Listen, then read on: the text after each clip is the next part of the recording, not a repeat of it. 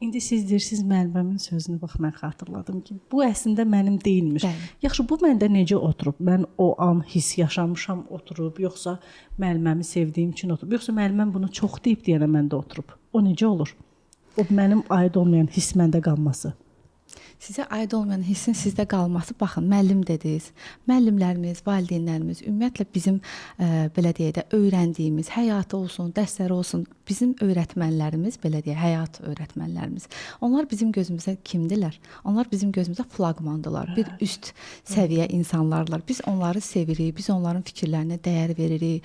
Hardasa müəyyən mənada özümüzdən üstün hesab edirik onları, təbii ki. Hələ də biz əgər uşaq yaşdayıqsa, dolayısıyla bizim həyat təcrübəmiz hələ çox limitlidir. Bəli, bütün bunları nəzərə alaraq həmin yaşdakı bir Aytən xanım əlbəttə ki, müəlliməsinin, onun öndərinin sözünü özünə bir baz alacaqdır.